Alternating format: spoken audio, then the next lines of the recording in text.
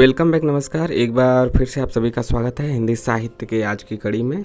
जैसा कि इससे पहले हम 25 क्वेश्चन देख चुके हैं, जो यह हम लोग यूथ कंपटीशन का PYQ क्वेश्चन पढ़ रहे हैं। जून 2021 का यह पेपर है और हम लोग देखते हैं। इसके पहले 25 क्वेश्चन हो चुका है, नहीं देखा है तो उसको जाके देखिए और चैनल को सब्सक्राइब भी कीजिए। चलिए देखते हैं। यहाँ पे 26वां क्वेश्चन, कुबेरनाथ राय के निबंध संग्रह कौन है? कुबेरनाथ राय के निबंध संग्रह कौन है? तो यहाँ पे इसका सही आंसर क्या हो जाएगा? बी, दूसरा और तीसरा। जो भी आपके नेट के सिलेबस में लगे हुए रचनाकार हैं उनकी रचनाएं पूछी जा सकती हैं।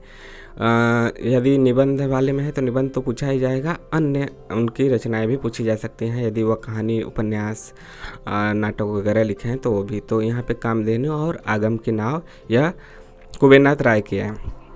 कामधेनु तथा आगम की नाव कुबेरनाथ राय के निबंध संग्रह है। कुबेरनाथ राय ललित निबंधकार हैं, याद रखिएगा। यह भी आता है कि निम्नलिखित में से कौन कौन ललित निबंधकार हैं। इनके प्रमुख निबंध संग्रह भी याद रखिए: प्रिया नीलकंठी, रस आकेठक, आखेटक, गंधमादन, विषाद योग, निषाद बांसुरी, महाकवि की तर्जनी, मन पवन की नौका इत्यादि। जबकि बेहया का जंगल निबंध के लेखक कौन है? जो यहाँ पे बेहया का जंगल है उसके लेखक है कृष्ण बिहारी मिश्र। और जो यहाँ पे दूसरी सतह है, इस निबंध के लेखक कौन है? शरद जोशी। तो यहाँ पे हमने कितने क्वेश्चन देख लिए? एक क्वेश्चन में 3-4 क्वेश्चन देख लिए। अगला है, प्रकाशन वर्ष के अनुसार निम्नलिखित रचनाओं का सही अनुक्रम क्या होगा? तो आज हम 25 क्वेश्चन देखेंगे तो पूरे 50 हो जाएंगे। तो इसमें आपको देखना है कि रचनाओं का सही अनुक्रम क्या होगा। यहाँ पे 4 दिया है: भारत की भाषा समस्या, मार्क्स और पिछड़े हुए समाज, प्रेमचंद और उनका युग, भारतेंदु युग और हिंदी भाषा की विकास परंपरा। तो इसको हमें क्रम से लगाना है। तो क्रम से क्या हो जाएगा? ऑप्शन नंबर सी हो जाएगा। ऑप्शन नंबर सी का मतलब कि पहले तीसरा आएगा, यानी कि प्रेमचंद और उनका युग, फिर आएगा भारत की भाषा समस्या, फिर आएगा आपका भारतेंदु युग और हिंदी भाषा की विकास परंपरा, फिर आएगा मार्क्स और पिछड़े हुए समाज। देखिए इसका सन भी देख लीजिए। प्रेमचंद और उनका युग 1952 का है, भारत की भाषा समस्या 1978, भारतेंदु युग और हिंदी भाषा की विकास परंपरा 1985, मार्क्स और पिछड़े हुए समाज 1986 का है। इन सभी रचनाओं के रचनाकार कौन है? डॉक्टर रामविलास शर्मा है। कौन है? डॉक्टर रामविलास शर्मा। याद रखिए, इनका बहुत पूछा जाता है और इनके यही प्रमुख हैं तो इनको याद रख लीजिए। अगला है कथन और कारण है।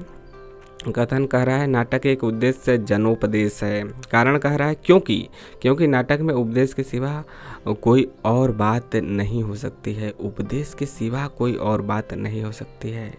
तो इसका देखने से लग रहा है कि दूसरी बात गलत है। जब ऐसी बात आ जाती है तो गलत हो जाता है। तो इसका ऑप्शन नंबर सी सही है। सी का मतलब कि क्या है? सी का है कि दूसरी बात गलत है, पहली बात सही है। ठीक है, जहाँ पे लिख दे केवल एक, इसके सिवा और दूसरा नहीं, तो वह अधिकतर गलत ही होता है। देखिए 29वां क्वेश्चन है, 28 के बाद 29वां का है कि यह सुमेलित करना है। चित्तौर का सर्वनाश, बसंत, जुलूस रुका है, गाँव का मन। मतलब किसके रचनाकार कौन है? तो इसका सही आंसर तो जैसा कि आप देख रहे हैं कि इसमें मिला ही दिया गया है। तो पहला का तीसरा है, यानी कि चित्तौर का सही आंसर इसका ए है। ए का 3, बी का 4, सी का 1, डी का 2। तो यहाँ पे है चित्तौर का सर्वनाश किसका है? रूप नारायण पांडे का है। बसंत किसका है? भारतेंदु हरिश्चंद्र का। इसके बाद आपका जुलूस रुका है, यह विवेकी राय का है। गाँव का मन यह विद्यानिवास मिश्र का है। और यह क्या है? रचनाकार यहाँ पे आप देख ही लिए। तो आगे बढ़ते हैं। चैनल को सब्सक्राइब और लाइक शेयर भी करते रहिए। 30वां क्वेश्चन है सप्तपर्णी। यहाँ पे भी मिलाना है, मतलब कि लेखक रचनाकार, रचना इधर है, इधर रचनाकार हैं। तो सप्तपर्णी किसका है? सप्तपर्णी है गिरिराज किशोर का। लौट आओ धारिया किसका है? दूधनाथ सिंह का है।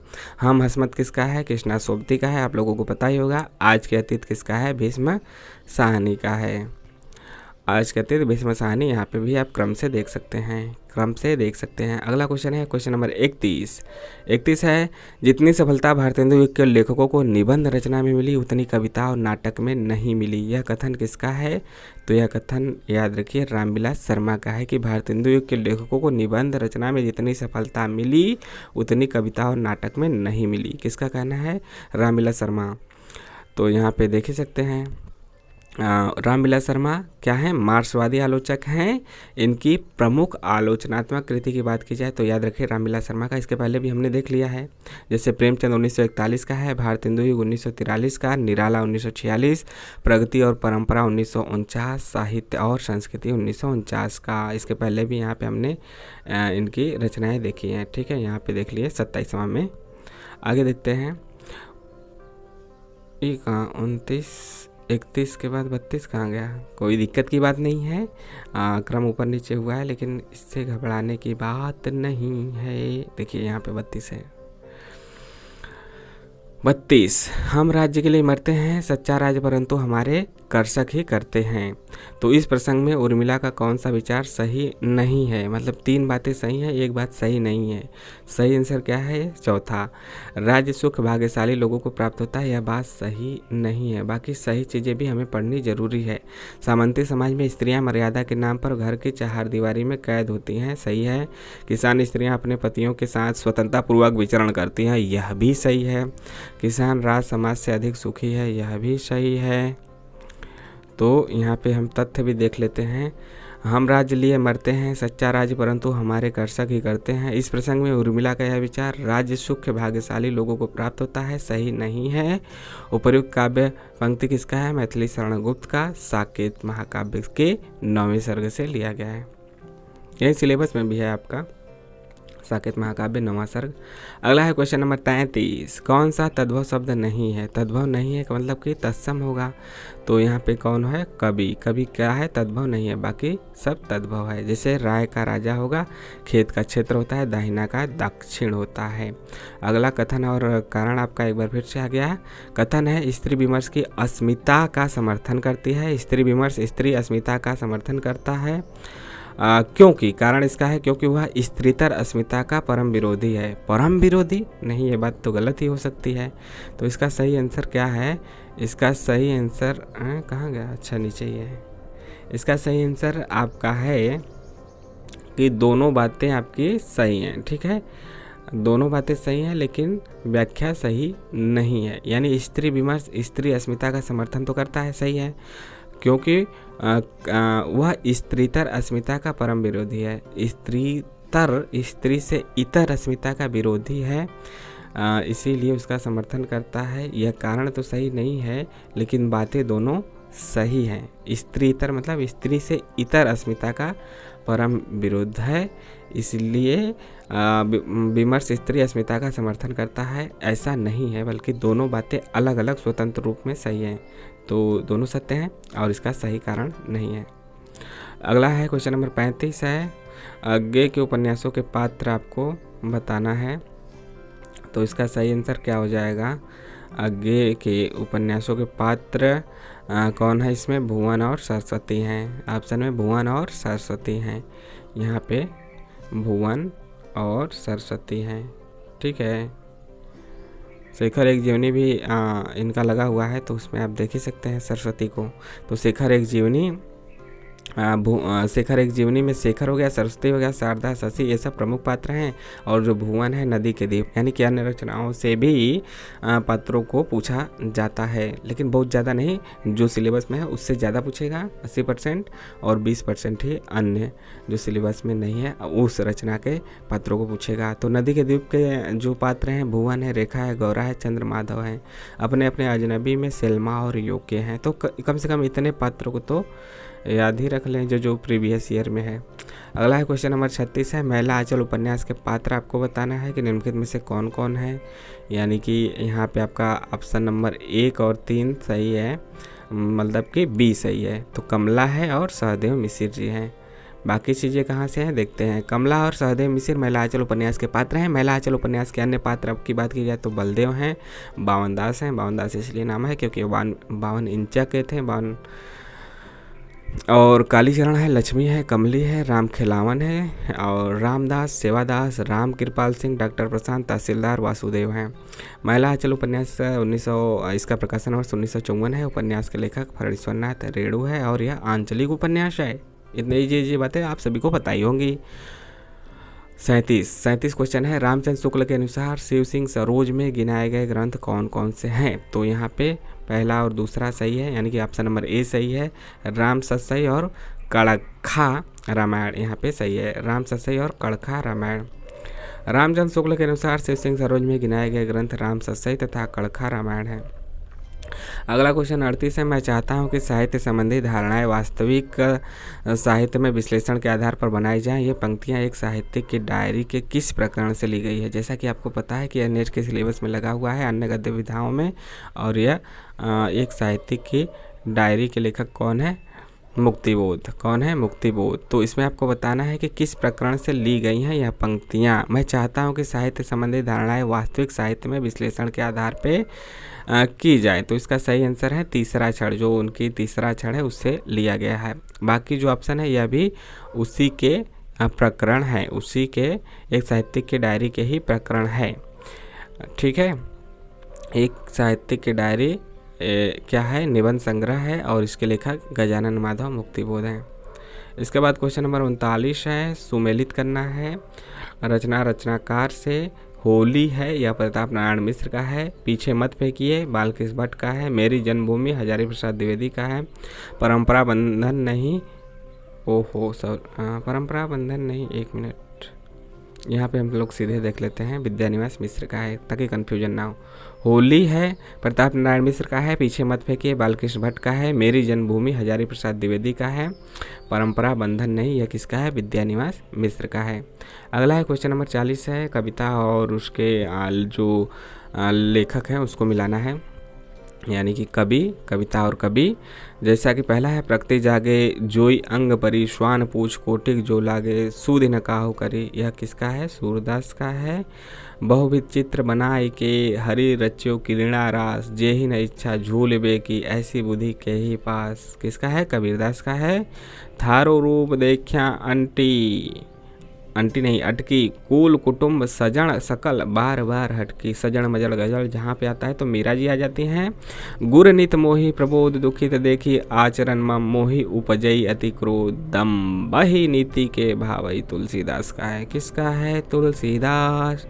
यहाँ पे भी आप देख सकते हैं अपना कन्फ्यूजन दूर करने के लिए एक बार, मतलब कि सीधे सीधे आगे देखते हैं क्वेश्चन नंबर 41 आपकी आंखों के सामने। पुरुरवः पुरुरस्तम परे ही दुरापना वातैवा ममस्मि। उर्वशी का तृतीय अंक इस बीज भाव केंद्रित है, इस बीज भाव पर केंद्रित है। किस बीज भाव पे केंद्रित है? तो इसका सही आंसर है ऋग्वेद। क्या है? ऋग्वेद। अर्थात इसका अर्थ क्या होगा? अर्थात हे पुरुरवा, तुम अपने घर लौट आओ, मैं वायु के समान दुष्प्राय हूँ। उर्वशी का तृतीय अंक इस बीज भाव पे केंद्रित है। इसका स्रोत क्या है? इसका स्रोत है ऋग्वेद। उर्वशी महाकाव्य के रचयिता रामधारी सिंह दिनकर हैं। इसमें कुल कितने अंक है? 5 है। उर्वशी कौन है? कमेंट बॉक्स में बताइए। किसकी पत्नी उर्वशी है? कमेंट बॉक्स में बताइए। उसकी पीड़ा भी आपको समझिए, दिनकर जी ने समझा है। अगला है क्वेश्चन नंबर 42, आपको मिलाना है। देखिए, मिलाने वाला हम सीधे सीधे आंसर में देखते हैं ताकि कन्फ्यूजन ना हो। श्रृंगार मंजरी चिंतामणि, और साहित्य इसके लेखक मतलब चिंतामणि हैं। श्रृंगार मंजरी के साहित्यसार के मतीराम हैं। रस सारांश के भिखारीदास हैं। प्रेमचंद्रिका के देव कवि हैं। क्वेश्चन नंबर 43 है। निम्नलिखित में से कौन सी भाषा आर्य भाषाओं में शामिल नहीं है? नहीं पे ध्यान दीजिए, बाकी 3 शामिल है, एक नहीं है। तो यहाँ पे ऑप्शन नंबर डी अरबी नहीं है, जबकि आर्य भाषाओं में आपका यूनानी, फारसी और लैटिन आता है, अरबी नहीं आता है। यह कई बार पूछा गया है, 3-4 बार हमें जहाँ तक याद है, मतलब उससे ज़्यादा भी पूछा जा सकता है, लेकिन 3-4 बार तो हमें लगता है कि जहाँ तक हमें पता है वहाँ पूछा गया है। ऐसी कभी कभी बदल के क्वेश्चन पूछेगा, लेकिन आंसर वही रहता है, कौन है कौन नहीं है। ऐसे ही आर्य भाषाओं से संबंधित मतलब क्वेश्चन पूछे गए हैं कई बार। क्वेश्चन नंबर 44 है। निम्नलिखित में कौन से उपन्यास अमृतलाल नागर द्वारा रचित नहीं है? यानी कि 4 में से 3 है, एक नहीं है। सीमाएं टूटती हैं, एकदा नैमिषारण्य, शतरंज के मोहरे और कथा कहो उर्वशी। तो इसमें कौन सा सही है आपका? कूट भाषा में दे दिया है। कूट भाषा में दे दिया है, तो मतलब कि यहाँ पे आपका 2 सही है 2 गलत है, तो यहाँ पे ऑप्शन नंबर डी सही है, पहला और चौथा सही है, बाकी 2 नहीं है। पहला चौथा का मतलब कि सीमाएं टूटती हैं अमृतलाल नागर द्वारा नहीं है, कथा कहो उर्वशी नहीं है, तो कौन है? यही दूसरा और तीसरा है। सही आंसर तो 1 और 4 होगा, लेकिन इनका यदि उपन्यास की बात की जाए तो एकदा नैमिषारण्य और शतरंज के मोहरे इनका उपन्यास है। बाकी देखते हैं, सीमाएं टूटती हैं तथा कथा कहो उर्वशी उपन्यास अमृतलाल नागर का नहीं है, तो सीमाएं टूटती हैं किसकी है? यह है श्रीलाल शुक्ल का, तथा कथा कहो उर्वशी किसका है? देवेंद्र सत्यार्थी का। तो दोनों बातें याद है, सीमाएं टूटती हैं श्रीलाल शुक्ल और कथा कहो उर्वशी देवेंद्र सत्यार्थी का है। बाकी अमृतलाल नागर का आप जानते हैं कि रचित उपन्यास एकदा नैमिषारण्य, शतरंज के मोहरे, अमृत और 20, शांत घूंघट वाला मुखड़ा, मानस का हंस जो कि नेट के सिलेबस में है, नाच्यो बहुत गोपाल, खंजन नयन। खंजन नयन आपको बताना है कि किसके जीवन पे आधारित है और मानस का हंस किसके जीवन पे आधारित है। बहुत इजी क्वेश्चन है, इसलिए हम क्वेश्चन पूछ रहे हैं ताकि हमें पता भी चलता रहे कि आप लोगों का पूर्व ज्ञान कितना है, और बाकी आप लोग देखते हैं कि नहीं। अगला 45 है, विष्णुकांत शास्त्री के संस्मरण सुधिया उस चंदन के वन की का शीर्षक किस कवि की कविता से प्रेरित है? यह आपका जो यूपी हायर का परीक्षा है ना, यूपी हायर असिस्टेंट प्रोफेसर के लिए, उसके सिलेबस में यह रचना लगी हुई है, सुधिया उस चंदन के वन की। तो आपके सामने इतने ऑप्शन है, सही आंसर है गिरिजा कुमार माथुर। तो सुधिया उस चंदन के वन के इसका शीर्षक किस कवि की कविता से प्रेरित है? तो गिरिजा कुमार माथुर की कविता से। यदि यह आप पढ़ेंगे तो आपको यह चीज़ें याद आएंगी। क्या करेंगी? याद आएंगी।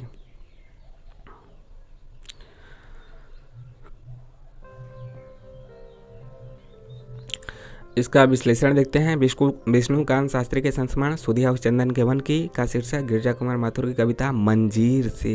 यहाँ तो पूछ दिया ना कि किसके कविता से ली गई है, तो यह भी तो पूछ सकता है कि गिरिजा कुमार माथुर के किस कविता से ली गई है, तो याद रखिए मंजीर। गिरिजा कुमार माथुर के प्रमुख काव्य संग्रह मंजीर है, नाश और निर्माण, धूप के धान, शिला पंख चमकीले, छाया मत छूना मन, साक्षी रहे वर्तमान, मैं वक्त के हूँ सामने इत्यादि है। क्वेश्चन नंबर 46 है, नीचे 2 कथन दिए हैं, यानी कि कथन और कारण। कथन देखते हैं, दलित विमर्श का वैचारिक आधार बाबा साहब अम्बेडकर का दर्शन है। कारण, क्योंकि अम्बेडकर दर्शन पर मात्र दलित विमर्श विचार कर सकता है। मात्र लगा के गलत कर दिया है। सही आंसर इसका क्या होगा कि सी होगा। पहली बात सही है, दूसरी बात गलत है। ठीक, कारण है ही नहीं, जब मात्र लगा दिया तो गलत हो ही गया। आगे देखते हैं क्वेश्चन नंबर 47।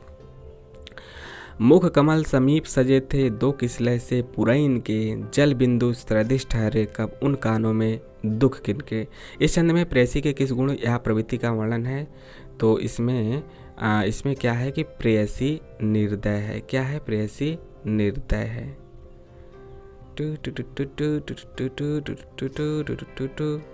तो इस छंद में प्रेयसी के निर्दयता हैं के गुण या फिर प्रवृत्ति का वर्णन हुआ है।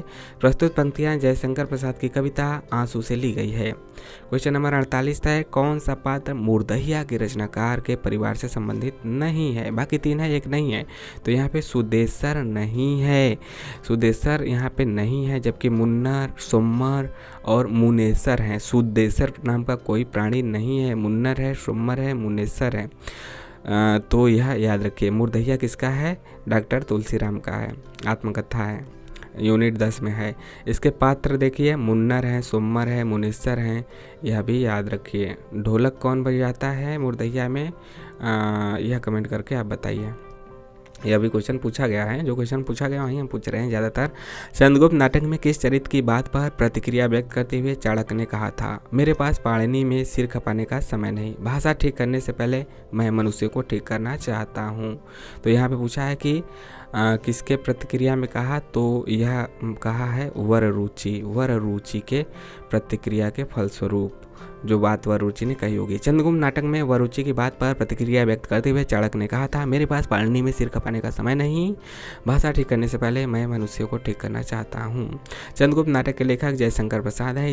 इस नाटक के प्रमुख पात्र कौन है? सिंहरण है, आम्बिक है, पर्वतेश्वर है, राक्षस है, मालविका है, अलका है, कार्नेलिया है, सुवासिनी है, एना सिक्रेटिज है, सेल्यूकस है। ठीक है ना, चंद्रगुप्त मौर्य वहीं उन्हीं के जीवन पे है, तो उससे ही संबंधित पात्र होंगे। आखिरी क्वेश्चन, आज का आखिरी क्वेश्चन है, ब्रजभाषा गद्य में लिखी हुई टीकाओं की सूची में कौन सी असंगत है, आपको बताना है। ब्रजभाषा गद्य में लिखी गई टीकाओं में, तो यह आपका 3 यहाँ पे संगत है, 1 असंगत है, तो डी यहाँ पे असंगत है। रसिक प्रिया की टीका ईश्वरी प्रसाद नारायण ने नहीं लिखी है। बाकी हम देख लेते हैं, बिहारी सस्सई की टीका भगवान दीन ने लिखा, सही है। कवि प्रिया की टीका हरिचरण दास ने, यह सही है। रामचंद्रिका की टीका जानकी प्रसाद, यह भी सही है। रसिक प्रिया की टीका ईश्वरी प्रसाद नहीं, ईश्वरी प्रसाद नारायण ने नहीं, बल्कि यहाँ पे ईश्वरी प्रसाद था ना, तो सुरती मिश्र ने लिखा है। बाकी टीकाएँ याद रखिए, यहाँ पे इम्पोर्टेंट हो जाता है। आपको कैसा लगा ज़रूर कमेंट करके बताइए। आपका दिन शुभ हो। चैनल को सब्सक्राइब, लाइक, शेयर करते रहिए और अपने कमेंट के माध्यम से बताते रहिए कैसा आपको लग रहा है। मिलते हैं नेक्स्ट वीडियो में। जय हिंद, जय भारत।